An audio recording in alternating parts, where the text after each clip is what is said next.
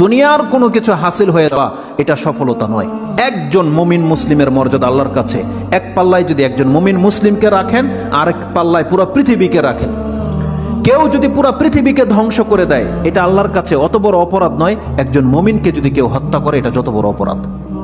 তাহলে একটা মানুষ তাওহীদের উপরে যারা আছে তাদের মান মর্যাদা এত, আল্লাহ বলছেন অতএব তারা যেন দুনিয়ার জন্য নয়, বরং তারা ওই পরকালে জাহান্নাম থেকে মুক্ত হয়ে যাওয়ার সেই রাস্তা যেন তারা অবলম্বন করে। কারণ সেই দিন যাকে জাহান্নাম থেকে শুধু বাঁচানো নয়, দূরে রাখা হবে। ওয়াউদখিলাল জান্নাহ, আর যাকে জান্নাতে প্রবেশ করিয়ে দেওয়া হবে, আল্লাহ বলছেন ফাকাদ ফাজ, এই হলো সফল কাম। কারণ জান্নাত এমন একটা জায়গা, এটা হচ্ছে চির সুখের জায়গা। একবার শুধু কোনো ব্যক্তিকে জান্নাতে ঢুকিয়ে দিলে জীবনের যত পেরেশানি আছে সব দূর হয়ে যাবে, সব দূর হয়ে যাবে। তাহলে পরকালের ব্যাপারটা হচ্ছে এমন। আল্লাহ বলতেছেন সেই দিন যাকে জান্নাতে ঢুকিয়ে দেওয়া হবে, আল্লাহ বলছেন এই ব্যক্তি হচ্ছে সফল কাম। তাহলে এই সফলতা আসবে কিসে?